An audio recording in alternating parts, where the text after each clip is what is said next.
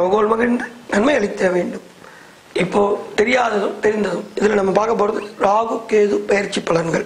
அதில் ராசி சக்கரத்தில் 12வது ராசியாக இருக்கக்கூடிய மீன ராசிக்கு இப்போ பார்க்க போகிறோம். அதுக்கு முன்னாடி 2019 புத்தாண்டு ராசி பலனுக்கு ஆதரவு அளித்த 15 லட்சம் ஜோதிட அன்பர்களுக்கு எங்கள் மனமார்ந்த நன்றி. மீன ராசி முக்கியமான ஒரு குறிப்பு, ராகு கேது பயிற்சி பார்க்கறதுக்கு முன்னாடி இதை தெரிஞ்சுக்கங்க. உங்கள் ஜாதகத்தில் ராகுவோ கேதுவோ நீச்சமாகவோ அல்லது பகையாகவோ இருந்தால் 1, 2 உங்களுக்கு ராகு திசையோ கேது திசையோ நடக்கும் பட்சத்திலும், 3 வேற எந்த திசையில் ராகு புக்தியோ கேது புக்தியோ நடக்கும் பட்சத்தில் இந்த ராகு கேது பயிற்சி பலன்கள் உங்களுக்கு முழுமையாக பயன்பெறாது. அதோட எங்களுடைய கால தர்ம தோஷம் என்ற வீடியோ லிங்கையும் ராகு கால யமகண்டம் எப்படி பார்க்கணுன்ற வீடியோ லிங்கையும் இதில் வரும். அதையும் நீங்கள் முழுமையாக பார்த்துட்டீங்கன்னா, ராகு கேது பற்றி ஒரு முழுமையான விவரம் உங்களுக்கு தெரிஞ்சதுன்னா இந்த 18 மாதம் நீங்கள் திறம்பட செயல்பட அது உங்களுக்கு ஏதுவாக இருக்கும், உதவிகரமாக இருக்கும்னு சொல்லிட்டு உங்களை குணநலத்தை சொல்லிட்டு இந்த ராகு கேது பயிற்சி எப்படி இருக்குன்றதை பார்ப்போம். நல்ல ஞானமுடையவர்கள் என்பதால் சிறு விஷயத்தை கூட மறக்காமல் பயன்படுத்தி கொள்வீர்கள். நல்ல தைரியமுடையவர்கள், எவருக்கும் பயப்பட மாட்டீர்கள். கடும் உழைப்பு இவர்களுக்கு சரிப்படாது. அதிக உடல் உழைப்பு தேவைப்படாத தொழிலையே மேற்கொள்வார்கள். பேச்சும் குறைவாகவே பேசுவார்கள். எதை சொன்னாலும் மௌனசாமியை போல் பேசாமல் கேட்டுக்கொள்வார்கள். எதையும் திட்டமிட்டு ஆற அமர யோசித்து செய்வார்கள் என்பதால் பெரும்பாலும் தவறில்லாமல் கச்சிதமாக காரியத்தை செய்து முடிப்பார்கள். சற்றே கஞ்சத்தனமும் சுயநலமும் உடையவர்கள். பொது சேவையில் தெய்வ காரியங்களில் நாட்டமுடையவர்கள். பொறுப்புகளை சரியாக நிறைவேற்றுபவர்கள். நேர்மையானவர்கள். பிறர் ஏமாற்றுவதையும் அனுமதிக்க மாட்டார். இவர்களும் யாரையும் ஏமாற்ற மாட்டார்கள். அநீதிகள், அக்கிரமங்கள், அநியாயங்கள் நடப்பதை தகுதிக் கொள்ள முடியாதவர்கள். எல்லாரிடமும் பாசத்துடன் பழகுவார்கள். குடும்பப்பற்று உண்டு. பெண் குழந்தை மேல் அதிகம் பாசம் கொண்டவர்கள். இரக்க குணமுடையவர்கள் என்றாலும் உதவி என்று போனால் அவர்கள் தரத்தை அறிந்த பின்புதான் பல உதவிகள் செய்வார்கள். இப்போ மீன ராசிக்கு இந்த ராகு கேது பயிற்சி எப்படி இருக்குன்னு பார்ப்போம். இப்போ கிரகநிலை குரு பகவான் 9ல் இருக்காரு. பாக்கியஸ்தானம் சொல்லக்கூடியதுல ராகு பூர்வ புண்ணியஸ்தானம் சொல்லக்கூடிய 5ஆம் இடத்துலையும், சனி பகவான் தொழில் ஸ்தானம் சொல்லக்கூடிய 10ஆம் இடத்துலையும், கேது லாபஸ்தானம் சொல்லக்கூடிய இடத்துலையும் இருக்க 11ஆம் இடத்துலையும் இருக்காரு. இந்த 13/2/2019 அன்று ராகு பகவான் சுகஸ்தானத்திற்கும் 4ஆம் இடத்திற்கும், கேது பகவான் தொழில் ஸ்தானம் சொல்லக்கூடிய 10ஆம் இடத்திற்கும் மாறுறாரு. அப்போ 10ல் ஏற்கனவே சனி இருக்காரு. இப்போ 10ல் அதோட கேதுவும் சேர போறார். இந்த குரு பயிற்சியில் இந்த ராகு பயிற்சியில் சனியும் சேருவார். குரு 9ல் ஏற்கனவே பாக்கியத்தில் நல்லா பரம சௌக்கியமா இருக்காரு. அப்போ 23/11/2020 குரு பகவான் அவரும் 10க்கு வருவார். 10ல் கேது இருப்பார், சனி இருப்பார், குரு இருப்பார். குரு உங்களுக்கு நல்லவர். இந்த பயிற்சியின் மூலம் தேவையற்ற மறைமுக எதிர்ப்புகள் மறையும். வீண் வம்பு வழக்குகள் முடிவிற்கு வரும். பொருளாதார நிலை ஓரளவுக்கு சிறப்பாக இருக்கும். குடும்ப தேவைகள் பூர்த்தியாகும். சுப காரியங்களுக்கான முயற்சிகளில் தடைகளுக்கு பின் வெற்றி கிடைக்கும். அசையும் அசையா சொத்துக்கள் வாங்கும் விஷயங்களில் அனுகூல பலன் கிட்டும். செய்யும் தொழில் வியாபாரத்தில் ஓரளவுக்கு லாபம் அமையும்.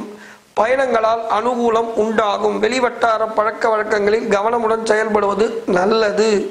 எந்த எதிர்ப்பையும் எதிர்கொண்டு வெற்றியினை பெறுவீர்கள். கணவன் மனைவியிடையே கருத்து வேறுபாடுகள் ஏற்பட்டாலும் ஒற்றுமை குறையாது. மருத்துவ செலவுகளை உண்டாக்கும். குருவின் பார்வை 1, 3, 5ஆம் இடங்களில் விளங்குகிறது. 2ல் செவ்வாய் ஆட்சி, 10ல் சனி, கேதுவின் பலம். 10ல் சனியும் கேதுவும் கூடி நின்றால் அதுவும் ஒரு பலம் தான். ஒரு பாவி 2 பாவி 10ஆம் இடத்துல அது உங்களுக்கு தொழிலும் இந்த வியாபாரம் பண்றவங்க எல்லாருக்குமே அது ஒரு நல்ல விஷயமா இருக்கும். இத்தகைய நிலையில் உள்ள கிரகங்கள் அனுகூலம் செய்வதில் தயக்கம் தராது என்பதே உண்மை. மேலும் குருவின் பார்வையால் அபாரமான பலங்கள் கூடும். மகிழ்ச்சியும் நிம்மதியும் உண்டாகும். கேட்ட உதவிகள் கைகூடும். பொன்னான நேரம் உண்டு. அதிர்ஷ்ட வாய்ப்புகள் பல உண்டு. வாக்கில் கம்பீரமும் வைராக்கியமும் உண்டாகும். சொற்கள் ஆணித்தரமாக வரும். பேசும் பேச்சில் மன உறுதி உண்டாகும். குடும்ப ஒற்றுமை சுமாராகத்தான் இருக்கும். அனைவரிடமும் விட்டு கொடுத்து செல்வது. சில நேரங்களில் பேச்சை நிதானமாக கடைபிடிப்பது நல்லது. உற்றார் உறவினர்களால் எந்த பிரச்சனையும் சந்திக்க நேராது. அசையும் அசையா சொத்துக்கள் வாங்கும் போது சற்று கவனத்துடன் வாங்கினால் போது ஏன்னா நல்ல நேரம் இருக்குன்னு சொல்லிட்டு கடகடன்னு போயிட்டு பண்ணிடாதீங்க.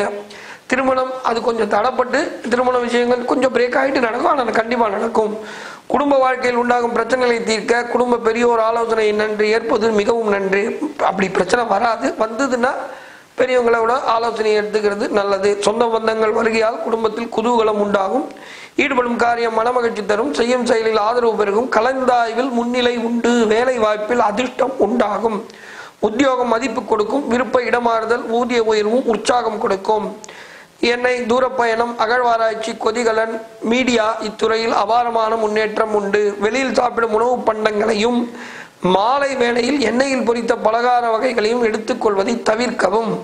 வழக்குகளில் கவனமாக இருக்க வேண்டும். வீண் செலவுகளும் அலைச்சல் திருச்சலும் மனபாரம் தரக்கூடும். வழக்குகளில் சமரசம் உண்டானால் ஏற்றுக்கொள்வது விவேகம். ஆலய தரிசனம், புனித நீராடல், புனித பயணம் உண்டு. தெய்வ அனுகூலம் உண்டு. ஆலய பணி, கோவில் விழாக்களில் பெருமிதம் உண்டு. முக்கிய பிரமுகர்களின் ஆதரவும் நட்பும் உண்டு. இதுல என்னென்ன பார்த்தீங்கன்னா, பூரட்டாதி 4ஆம் பாதமும், உத்திரட்டாதி 1, 2, 3, 4 பாதங்களும், ரேவதி 1, 2, 3, 4 பாதங்களும் உண்டு. இதுல இப்ப இந்த பூரட்டாதிக்கு பார்த்தீங்கன்னா, நம்ம வீண் மனக்குழப்பம் ஏற்பட்டு நீங்கும். மற்றவர்களுக்கு உதவு போய் வீண் பிரச்சனையில் சிக்கிக் கொள்ளலாம். ஆன்மீக எண்ணம் ஏற்படும். விருப்பமான நபரை சந்திப்பதன் மூலம் மனதுக்கு மகிழ்ச்சி ஏற்படலாம். தொழில், வியாபாரம் தொடர்பான காரியங்களில் இழுபறியான நிலை காணப்பட்டு திட்டமிட்டு செயல்படுவதன் மூலம் வியாபாரத்தில் கூடுதல் லாபம் பெற முடியும். உத்திரட்டாதி உத்தியோகத்தில் இருப்பவர்களுக்கு கூடுதல் பணிச்சுமையும் வீண் அலைச்சலும் உண்டாகும். கவனமான வேலைகளை செய்யாவிட்டால் மேலதிகாரிகளின் அதிருப்திக்கு ஆளாக நேரிடலாம். குடும்பத்தில் இருப்பவர்களும் சில்லறை சண்டைகள் உண்டாகலாம். கவனம் தேவை. கணவன் மனைவிக்கிடையே மன வருத்தம் ஏற்படும் நிலை உருவாகலாம். பிள்ளைகளுடன் பேசும்போது நிதானத்தை கடைபிடிப்பது நல்லது. ரேவதி அக்கம் பக்கத்தில் இருப்பவர்களுடன் அனுசரித்து செல்வது நல்லது. பெண்களுக்கு மனதுக்கு மகிழ்ச்சி அளிக்கும் சந்திப்பு உண்டாகும். வீண் செலவும் ஏற்படலாம். கோபத்தை குறைப்பது நல்லது. மாணவர்களுக்கு விளையாட்டு ஆர்வம் உண்டாகும். அதே நேரத்தில் படிப்பிலும் கூடுதல் கவனம் செலுத்த வேண்டி வரும். அதிர்ஷ்ட திசைகள் பார்த்தீங்கன்னா மேற்கு. அதிர்ஷ்ட நிறம் பார்த்தீங்கன்னா வெள்ளை. அதிர்ஷ்ட எண் பார்த்தீங்கன்னா 2. இப்போ இந்த இதுக்கு பார்த்தீங்கன்னா நோயின் பார்த்தீங்கன்னா நாளில் இருக்கும் ராகுவால் சுகம் குறைவது நிச்சயம். தூக்கமின்மை தான் முக்கியமான தொல்லைக்கு வழிவகுக்கும். ராகுவால் இன்சோமேனியா தான் தூக்க முடியாத நிலை என்ற நிலைக்கு தள்ள வாய்ப்புகள் அதிகம். உஷ்ணம் அதிகரித்து அதனால் ஏற்படும் பாதிப்புகளுக்கும் ஆளாக நேரலாம். 10ல் கேதுவால் அலைச்சல் ஏற்பட வாய்ப்பு உண்டு. அலைச்சல் ஏற்படும் போது சில அலைச்சல்களால் ஏற்படும் கோளாறு தான் ஏற்படும். பரிகாரம் நாம் எப்பவும் சொல்றதுதான், உடல் தான் மனிதனோட பெரிய சொத்து. உடலை பேணி பாதுகாக்க முதலில் அதை ரீசார்ஜ் செய்வது தூக்கம். தூக்கத்திற்கு எதெல்லாம் எதிரிகளாக உள்ளது என்று தெரிந்து அதை தவிர்ப்பது நல்லது. குறிப்பாக லேட் நைட் டிவி பார்ப்பது, செல்போன் அதிகமாக பயன்படுவது, அளவுக்கு மீறி ஏதாவது ஒரு கெட்ட பழக்கத்திற்கு அடிமையாவது போன்றவற்றை தவிர்ப்பது நல்லது. முடிந்தவரை குடும்பத்துடன் மாதத்திற்கு ஒரு முறையாவது ஏதாவது ஒரு சேத்ராடனம் செய்து வருவது மிக உத்தமம். 2 நாள் தங்கி வருவது அதைவிட சிறந்தது. உள்ள பெருங்கோயில் உடம்பே ஆலயம்.